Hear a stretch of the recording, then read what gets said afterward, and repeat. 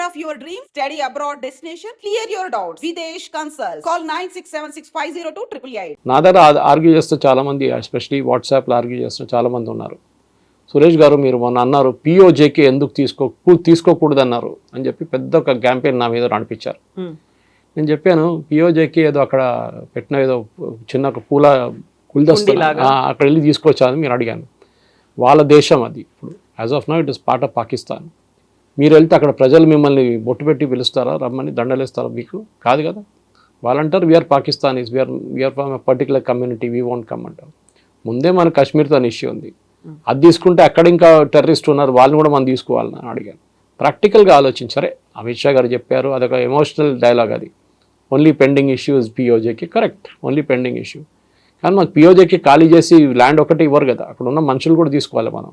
అక్కడ ఉన్న సమస్యలు కూడా అక్కడ ఉన్న టెర్రరిస్టులు ఏమైపోతుంది, 10 సీట్లు ఎక్స్ట్రా పోతుంది వాళ్ళకి, అక్కడ కమ్యూనిటీ వాళ్ళకి. అప్పుడు వీళ్ళు ఏడుస్తారు, అది ఎట్లా చేస్తారు, అది చేయకూడదు కదా అంటారు. They are various issues. So దీని గురించి నేను మళ్ళీ కొంతమందికి రిప్లై చేస్తుంది, దాని తర్వాత కొంతమంది అసలు రిప్లై చేయలేదు. ఇప్పుడు మన ఏ ఛానల్లో వెళ్ళినా కానీ వాళ్ళు లింక్ పంపించిన తర్వాత యూట్యూబ్ క్లిక్ చేస్తే చాలామంది కామెంట్లు కొడతారు. కొన్ని కామెంట్ నేను రిప్లై చేస్తాను, కొన్ని సెన్సిబుల్గా ఉంటుంది కామెంట్. కొంతమంది కామెంట్ చేయాలని కామెంట్ చేస్తున్నాను. ఎప్పుడు కూడా చెప్తాను అండి, మీరు ఒక్కటే పని చేయాలి. మన గవర్నమెంట్ వాట్సాప్ మీద ఒక వాట్సాప్ మెసేజ్కి రూపాయి పెట్టాలండి. రేపటి నుంచి మొత్తం వాట్సాప్ మెసేజ్ బంద్ అయిపోతుంది. వీడియో ఫార్వర్డ్ చేస్తే 10 రూపాయలు ఛార్జ్ చేయాలండి. ఒక్క వీడియో పోదు మళ్ళీ రేపటి నుంచి.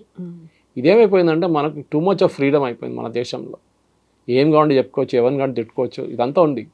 కానీ నిజానికి వస్తే మీరు ఒక పని చేస్తారా, 10 రూపాయలు పాకెట్ నుంచి పెట్టేవారు నేను హెల్ప్ చేస్తారంటే ఎవరు చేయరు. అప్పుడు ఈ మాటలు అన్నీ పోతాయి. ఒకటి మీద యాక్సిడెంట్ అయ్యి ఒకటి పడి ఉంటే పక్కన చూసుకుంటే వెళ్ళిపోతారు మన వాళ్ళు. That is a sense of responsibility. అది ఉందన్నమాట. సో సివిక్ సెన్స్ అనేది మనకు లేదు. 90% ఆడియన్స్కి సివిక్ సెన్స్ లేదు. అది కాకుండా ఇట్లాంటి డిబేట్స్లో ఇట్లాంటి లేనిపోయిన దాంట్లో పడడంలో you should look at the bigger picture. అక్కడ ప్రధానమంత్రి గారు చెప్తున్నారు, ఆయన క్రిటిసైజ్ చేయడానికి చాలామంది ఉంటారు. మీరు ఆయన ప్లేస్లో ఉండండి. ఒక ఇల్లు నడిపించాలంటే మనకు తెలుసు టెన్షన్ ఎంత ఉంటుందని. ఒక కంపెనీ నడిపించాలంటే మనకు తెలుసు టెన్షన్ ఉంటుంది. ఒక రాజ్యం నడిపించాలంటే టెన్షన్ ఎంత ఉంటుందని. ఎన్ని ఫ్యాక్టర్స్ కన్సిడర్ చేయాల్సి వస్తుంది. ఆయన మీద ఉన్న ప్రెషర్ ఆలోచించండి. ఆలోచించకుండా మోదీ గారు బాంబే వేయట్లేదు, వేసిన తర్వాత ఎందుకు ఆపేశారు సడన్గా? మనం రేపు వెళ్ళి పాకిస్తాన్ మొత్తం కాన్కర్ చేస్తున్నాయి, ఎంత ఈజీ అనుకుంటారండి. ఇది నాలెడ్జ్ లేదు వాళ్ళకి. పాకిస్తాన్ దగ్గర ఉన్న న్యూక్లియర్ ఆర్సెనల్ కానీ అది బ్లఫ్, అదే మనకు తెలిసిపోయింది. It's pure bluff. యూజ్ చేయొచ్చు కానీ వాళ్ళు they can use it. Use చేయలేని కాదు, కానీ వాళ్ళ దగ్గర బ్లఫ్ చేస్తుంటారు. మేము యూజ్ చేస్తాం. మనం ప్రాక్టికల్గా ఆలోచించి సరే ఫస్ట్ మన దేశాన్ని సర్వ్ చేద్దాం కదా మనం. మన ఎడ్యుకేషన్ సిస్టమ్ కానివ్వండి, మన రోడ్లు కానివ్వండి, మన ట్రాఫిక్ కానివ్వండి, మన వర్షం పడితే రోడ్లు ఇట్లా ఉంటుంది. అది లెట్ us సార్ట్ అవుట్. అది అప్పుడు చెప్తారు, లేదా అంతా గవర్నమెంట్ పని, అంతా మున్సిపల్ కార్పొరేషన్ పని, నా పని ఏం లేదు. మీరేం చేస్తారు మళ్ళీ? What are you doing as an individual? Zero. That's a problem అన్నమాట. సో ఇప్పుడు మనం ద్వైపాక్షిక సంబంధాల గురించి మాట్లాడతాం, వాళ్ళతో క్రికెట్ ఆడాలా వద్దా, దీనన్నిటి గురించి మనం మాట్లాడుకుంటూ ఉంటున్నాం తప్ప రెస్పాన్సిబిలిటీస్ అనేది పంచుకోవట్లేదు అనుకున్నప్పుడు ఎవరి లైన్స్ ఏంటి, ఎవరు అతిక్రమిస్తున్నారు అంటే దాన్ని డిసైడ్ చేయాల్సినటువంటి వాళ్ళు ఎవరంటారు? ఎలా చూడాలి ఈ ఇష్యూస్ అన్నిటినీ? పొలిటికల్ లెవెల్లో చూడాలంటే లీడర్షిప్ ఉంటుందండి. ఒక దేశానికి ఒక లీడర్షిప్ ఉంటుంది. క్యూబన్ మిసైల్ క్రైసిస్ అని చెప్పి జాన్ ఎఫ్ కెనడీ టైంలో పెద్ద క్రైసిస్ ఉంది, మీకు గుర్తుంటుంది. సోవియట్ యూనియన్ వాళ్ళ మిసైల్స్ తీసుకొచ్చి క్యూబాలో పెట్టారు. క్యూబా నుంచి చాలా తక్కువ డిస్టెన్స్ యూఎస్ ఫైర్ చేయాలంటే ఈజీగా ఫైర్ చేసి యూఎస్ మొత్తం ధ్వంసం అయిపోతుండే ఆ టైంలో. Cold war crisis. John F కెనడీకి ప్రాబ్లం. జాన్ ఎఫ్ కెనడీ ఏం చేస్తారు? As a leader dead line ఇచ్చారు. ఈ డెడ్ లైన్ లోపల మిసైల్ ఎక్కడ తీయకపోతే అంతే సంగతి అని చెప్పారు. ఆ టెన్షన్ ఆలోచించారు. డిసిషన్ ఎవరు తీసుకుంటున్నారు? ఇంపాక్ట్ చేస్తుంది, దేశం మొత్తం ఇంపాక్ట్ చేస్తుంది. మోదీ గారు డిమానిటైజేషన్ చేసినప్పుడు చాలామంది మోదీ గారిని తిట్టారు. నేను లైన్ నిలబడితే నాకు డబ్బులు రాలేదు. చాలామంది నేను నాకు అస్సలు ప్రాబ్లం లేకుండా అండి. మీకు ఫస్ట్ ఆఫ్ ఆల్ మీకు కావాల్సిన ఎంత డబ్బులు ఉంటుంది, మీ ప్రాబ్లం ఏంటంటే మీరు అనుకున్నారు బ్యాంకులో ఉన్న డబ్బులు అంతా పోతుంది అనుకుని అందరు లైన్లో వెళ్ళి నిలబడ్డారు. ఎవరెవరో పుకార్లు చెప్పారు.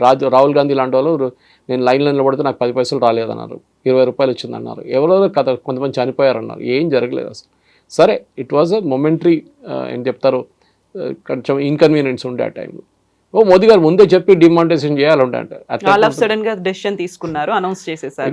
సస్పెన్స్ ఉంటేనే కదా దానికి. అదర్వైజ్ మీరు ముందే చెప్పేస్తే అందరూ డబ్బులు అన్నీ వెళ్ళి దాచుకుంటారు. ఎక్కడో దాచుకున్న డబ్బులన్నీ తీసుకొచ్చి ఎక్స్చేంజ్ చేసుకుంటారు. చేశారు అప్పుడు కూడా చాలామంది. సో ఒక డిసిషన్ తీసుకున్నాడు. దానికోసం మోదీ గారు ఎప్పుడైనా 8 o'clock మాట్లాడుతుంటే చాలా మంది భయపడతారు. ఏంటో ఇప్పుడు ఈసారి ఏం రాబోతున్నాయి, ఏ సందేశం ఇస్తున్నారు? కోవిడ్ వచ్చింది, ఒకసారి కోవిడ్ బంద్ చేసి లాక్డౌన్ చేసేసారు. నెక్స్ట్ టైం దానికన్నా ముందు డిమానిటైజేషన్ చేశారు. నెక్స్ట్ ఇప్పుడు మొన్న మాట్లాడి పాకిస్తాన్ గురించి మాట్లాడారు. సో పొలిటికల్ డిసిషన్ తీసుకున్నప్పుడు ఒక మెచ్యూరిటీ ఉండాలి యాక్సెప్ట్ చేయడానికి. దాన్ని క్రిటిసైజ్ చేయడం చాలా ఈజీ. చూసాను ఇప్పుడు కూడా కాదు, ఎనీ డిసిషన్ మీరు ఆలోచించి. నరసింహారావు గారు ఉన్నప్పుడు ఎకానమీ ఓపెన్ చేస్తాం వెళ్తున్నప్పుడు కమ్యూనిస్ట్ వాళ్ళు ఆయన మీద చేసిన ఆరోపణలు అబ్బా చెప్పక్కర్లేదు. నేను కేరళలో ఒక డిసిషన్ తీసుకోవాలంటే 10 మంది దగ్గర అడగాల్సి వస్తుంది. డిస్కషన్ నడుస్తుంది, డెవలప్మెంట్ లేదు అక్కడ.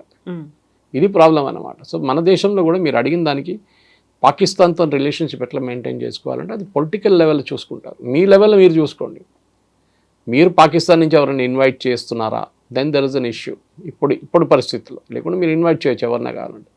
రేపు పాకిస్తాన్ ఇండియా క్రికెట్ మ్యాచ్లు ఆడాలా, అది న్యాచురల్ పొలిటికల్ డెసిషన్. అది వద్దు, ఉమెన్స్ కప్ ఏదో రాబోతుంది, ఏషియా కప్, దాంట్లో మన ఆటలేని చెప్పేసాం. కరెక్ట్. ఎందుకంటే ఇప్పుడు అంటారు కదా, మీరు అక్కడ యుద్ధం నడుస్తున్నప్పుడు మీరేమో క్రికెట్ ఆడుతున్నారు ఇక్కడ, ఎవరైనా నవ్వుతారు. మీకు ఎంటర్టైన్మెంట్ కావాల్సి వచ్చిందా? అది కాదు, ఐపీఎల్ కూడా అదే చెప్పారు కదా, అక్కడ పాకిస్తాన్లో చెప్తారు మా మీద బాంబేసి మీరు ఐపీఎల్ ఆడుకుంటున్నారని చెప్పి చేశారు అది. సో ఐపీఎల్ అని కాదు, ఐపీఎల్ ఈజ్ లైక్ సినిమా థియేటర్కి వెళ్ళొద్దు అంటారు ఎవరైనా. కాదు, పీరియడ్ ఆఫ్ మౌర్నింగ్ ఎవరు సినిమా థియేటర్కి వెళ్ళకూడదు, ఆ యుద్ధం అయ్యేదాకా ఎవరు వెళ్ళకూడదు. అది ఇట్స్ నాట్ లాజికల్. మన దగ్గర ఒక వాల్యూ లేదు, దేనికి మాట్లాడుతున్నప్పుడు కూడా ఏదో చెప్పేసుకుంటారు అంతే. Argument for the sake of argument అంతే. లాజికల్గా ఎప్పుడు ఆర్గ్యూ చేయరు. ఐ లైక్ టు, నేను చాలా మటుకు డిబేట్స్ కూడా చెప్తున్నాను. దానికోసం నేను ఈ 1 hour డిబేట్స్కి ఎప్పుడు వెళ్ళను. రాత్రిపూట 7 to 8 ఉంటుంది చూడండి, ఎప్పుడు అన్ని ఏ channel I will never go.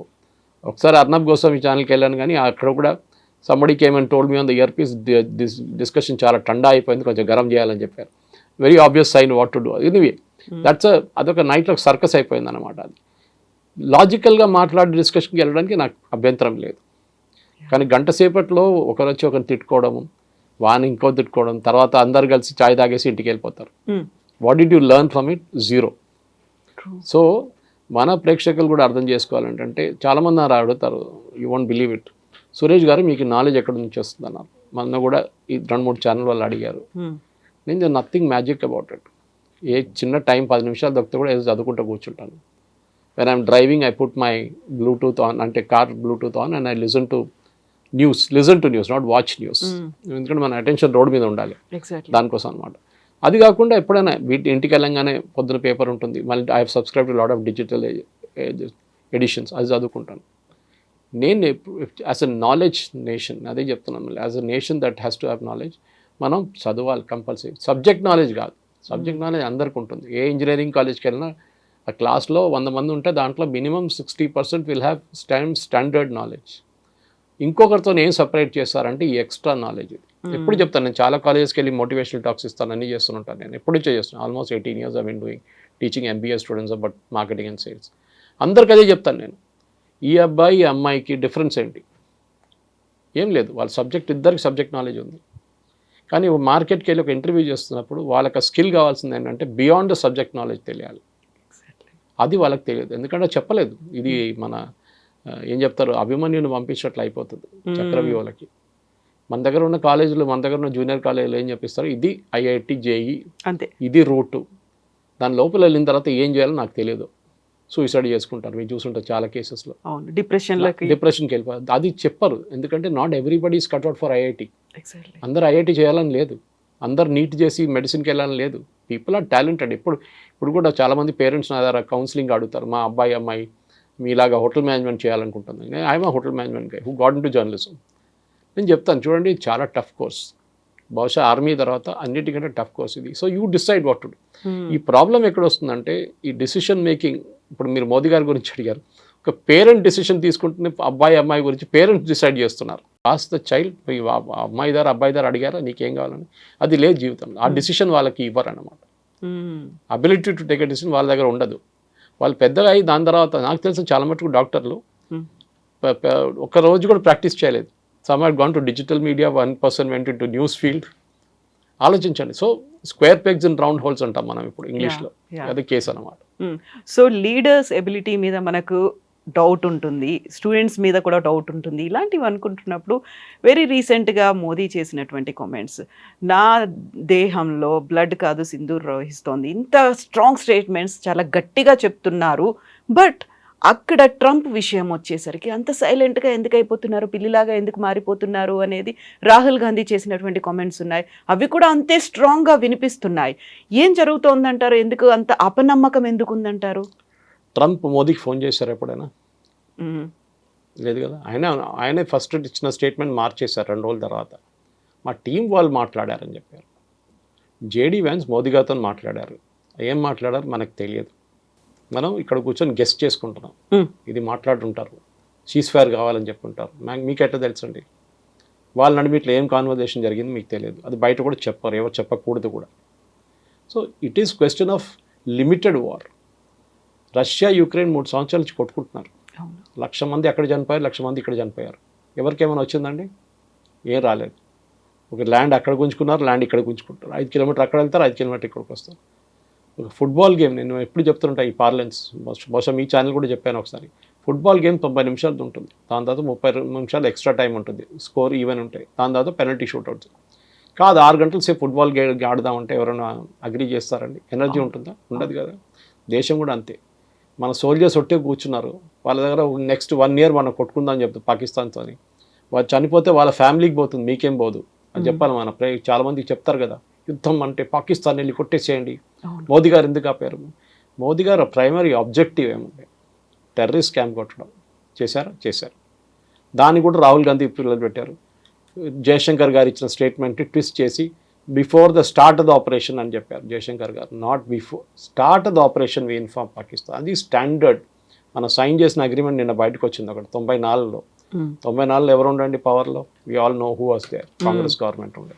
So 94 sign చేసిన అగ్రిమెంట్లో మనం చాలా క్లియర్గా చెప్పాం, మన న్యూక్లియర్ సైట్స్ ఎక్కడ ఉందో వాళ్ళకి చెప్తాం. Every 1st of January every year మన న్యూక్లియర్ సైట్ లిస్టు, వాళ్ళ న్యూక్లియర్ సైట్ లిస్టు ఎక్స్చేంజ్ చేసుకుంటాం మనం. అది కాకుండా ఏదైనా మేజర్ ఆపరేషన్ చేసే ముందు వీ విల్ ఇన్ఫార్మ్ దెమ్, మా ట్రూప్స్ మూవ్ అవుతుంది, మీరు టెన్షన్ పడకండి. This is for a regular training exercise. Even Israel కూడా ఫస్ట్ టైం బాంబింగ్ జరిగినప్పుడు కూడా గాజా మీద కానివ్వండి, హూతీల మీద కానివ్వండి, ఈవెన్ రెస్పాండింగ్ టు లెబనన్, వాళ్ళు ఫోన్ పికప్ చేసి 5-6 దేశాలకు చెప్తారు. మెయిన్గా యుఎస్, యూరోప్లో UK, జర్మనీ, ఫ్రాన్స్, అట్లాంటి 5-6 నేషన్. యూఎన్లో ఎవరు ఉంటే యూఎన్ కూడా చెప్పిస్తారు. మనం కూడా అదే చేసాం. The moment the war started, the moment the action started, 7th రోజు DGMO ఆయన ప్రెస్ కాన్ఫరెన్స్ చెప్పారు. మన వాళ్ళు అది వినలేదు. ఈ పవన్ ఖేరా కానీ, జయరామ్ రమేష్ కానీ, రాహుల్ గాంధీకి తెలియదు. DGMO set, I tried reaching out to my Pakistani counter part but he refuse to take the call. So నేను చెప్పాను, ఆల్రెడీ మీ బేసెస్ ఇట్లా టెర్రరిస్ట్ బేస్ మీద అటాక్ చేశాము అని చెప్పంగానే okay we will respond with more force అని చెప్పి ఫోన్ పెట్టేశారంట. That's hot line actually. Dial చేయక్కర్లేదు, ఫోన్ పికప్ చేస్తే ఆ ఇంట్లో రింగ్ అవుతుంది అది అట్లా. సో ఆ రెస్పాన్స్ అక్కడ ఆగిపోయింది, దాంతో ఫినిష్. కానీ మళ్ళీ పాకిస్తాన్ వచ్చారు బయటికి, మళ్ళీ వచ్చి మన మీద దాడి చేసి మనం రిటర్న్ దాడి చేశాం. సో మోదీ గారు ఎందుకు ఆపారు? మోదీ గారు ట్రంప్ మాట వినంగానే పడిపోతారు అట్లేం లేదు. మన సెల్ఫిష్ ఇంట్రెస్ట్ ఉంటుంది. ట్రంప్తో చేసిన డీల్ మనకు తెలియదు. బహుశా మోదీ ఇండికేట్ చేశారు అది. అంటే నెక్స్ట్ టెర్రరిస్ట్ అటాక్ చేస్తే they given us a free hand.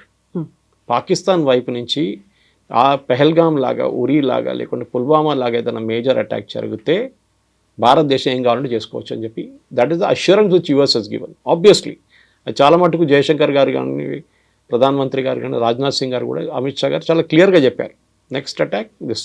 ఇప్పుడు పాజ్ బటన్ వస్తామని, స్టాప్ బటన్ వస్తలేదు, it's on pause. So Trump చెప్పిన దానికి మోడీ గారు పడడానికి ఏం లేదండి. Trump is a transactional man, మనం అర్థం చేసుకోవాలి. రియల్ ఎస్టేట్ నుంచి వచ్చింది ఆయన. ఆయనకి పబ్లిసిటీ కావాలి, ఆయనకు డెస్పరేట్గా ఒక నోబెల్ పీస్ ప్రైజ్ కావాలి. వీళ్ళిద్దరిని కల్పిస్తే నేను మళ్ళీ యుక్రెయిన్ రష్యాని కూడా చేసేస్తే నాకు ఒక నోబెల్ పీస్ ప్రైజ్ ఇస్తాను. క్లింటన్కి ఇచ్చారు ఒకసారి, ప్యాలెస్టైన్ ఇజ్రాయెల్ కాన్ఫ్లిక్ట్కి డీల్ చేసి యాసిర్ అరాఫాత్, ఇత్సాక్ రబీన్ కూడా ఇచ్చారు. నాకు కూడా కావాలని చెప్పేసి ఆయన చేసిన స్టేట్మెంట్ ఆయన కంట్రీలోనే సీరియస్గా తీసుకోరు. మనం చూస్తుంటాయి. నిన్న యాపిల్ ఐఫోన్ గురించి ఒక ట్వీట్ పెట్టారు. అంటే నేను 25% డ్యూటీ పెడతానండి. ఎవరికి పోతుందండి? ఎవరు కడతారు ఎక్స్ట్రా 25%? కొంటున్నా యుఎస్ గవర్నమెంట్ కాదు, ఎవరు కొంటారో వాళ్ళు కడతారు. యుఎస్లో తయారు చేయాలంటే దానికన్నా ఎక్స్పెన్సివ్ అయిపోతుంది, డబుల్ ద రేట్ అయిపోతుంది ఫోన్ది. బయట ఎందుకు చేపిస్తారంటే వాళ్ళ వేజెస్ తక్కువ ఉంటుంది. ఇండియాలో ఉన్న వేజెస్ కానీ, చైనాలో ఉన్న వేజెస్ కానీ, వియట్నాంలో ఉన్న వేజెస్ తక్కువ ఉంటుంది. So that is why the phones are made here. యూఎస్లో ఇచ్చే జీతాలు ఇస్తే ఆ ఫోన్కి డబుల్ ద రేట్ అయిపోతుంది. సో వీ కెనాట్ అఫోర్డ్ అని చెప్పి అక్కడ సో ఆ దానికి ట్వీట్ చేసి నేను వాడిని ధమ్కి ఇచ్చాను, నేను అది చెప్పాను. టిమ్ కుక్ ఏమైనా స్టేట్మెంట్ ఇచ్చారండి ఫ్రమ్ యాపిల్ సైడ్? నో. ఆయన షేర్ హోల్డర్స్ ఉన్నారు, వాళ్ళకి స్టేట్మెంట్ ఇవ్వాలి కదా, ఏం చెప్పలేదు. వీఆర్ కంటిన్యూయింగ్ బికాస్ యాపిల్ డైరెక్ట్గా భారతదేశంలో ఫోన్లు తయారు చేయవు. ఇట్స్ కంపెనీ కాల్ ఫాక్స్కాన్ చేస్తున్నారు వాళ్ళు చాలామందికి తయారు చేస్తారు ఫాక్స్కాన్ లాంటి కంపెనీ. సో వాళ్ళు చేస్తే పని వాళ్ళు చేస్తున్నారు. కానీ ట్రంప్ ధమ్కి ఇచ్చాడు మోదీ గారికి క్వాట్ అయిపోరు. అట్లా మనిషి కాదండి మనం. We're not Manmohan Singh. Pokhran blast చేయడానికి ట్రై అయినప్పుడు తెలిసినప్పుడు నరసింహరావు గవర్నమెంట్ కానీ మన్మోహన్ సింగ్ గవర్నమెంట్ కానీ ప్లాన్ చేసినప్పుడు తెలిసిపోయింది యూఎస్కి. ఆలోచించండి, క్యాబినెట్లో డిస్కస్ చేయగానే వాళ్ళకి తెలిసిపోయింది that India is going to conduct nuclear test, underground nuclear test. ఆపేశారు, ప్రెషర్ పెట్టేశారు.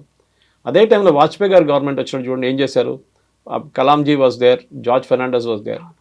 క్వైట్గా చేశారు, రాత్రిపూట పనిచేసి పొద్దున ఏం లేకుండా పెట్టేశారు, మొత్తం సాఫ్ చేసేసి మళ్ళీ రాత్రి పనిచేసి 3వ 4వ రోజులో we had a first test and after the 3 days తర్వాత ఇంకో టెస్ట్ చేసాం మనం. చేసాం కదా. సో ఇది ప్రాబ్లం అన్నమాట వీళ్ళది. సో వీళ్ళకి ఈ రాహుల్ గాంధీ లాంటి వాళ్ళకి చెప్పడానికి చాలా ఈజీ. ప్రెషర్ పెట్టారు దానికోసం ఆపేసామని చెప్పేసి. ఎన్నిసార్లు యూఎస్ మన మీద ప్రెషర్ పెట్టారు మనకే తెలుసు. షిమ్లా అగ్రిమెంట్ ఎవరు చేయించారండి? ఇందిరాగాంధీతోని, జుల్ఫికర్ అలీ భుట్టోతోని. దానికన్నా 1 సంవత్సరం ముందు బంగ్లాదేశ్ లిబరేట్ చేసిన మనిషిని 1 year తర్వాత మొత్తం ఇచ్చిన ల్యాండ్లన్నీ మనం ఇచ్చుకోవాల్సి వస్తుంది, including Haji Pir. 1600 square kilometers we return to Pakistan Shimla అగ్రిమెంట్లో. ఎందుకు ఇచ్చారండి? Strong lady, iron lady. ఎందుకంటే యూఎస్ డిక్టేట్ చేశారు, you have to give back this land అని చెప్పేసి. హాజీపీర్ అనేది చాలా పెద్ద హైట్లో ఉన్న మౌంటైన్. అది మన చేతిలో ఉంటే మన కార్గిల్ మనకే ఉంటుండే ఇప్పుడు దాకా. కానీ అప్పుడు కార్గిల్ జరిగిన వార్ జరగదు, కానీ వీ గేవ్ ఇట్ అవి ఇచ్చేసాం. అది చేసి చాలా తప్పులు ఉన్నాయి అట్లాంటివి. అప్పుడన్నీ మనం చెప్పుకొని వస్తే చాలా యూఎస్ ఇంటర్ఫియర్ చేసింది.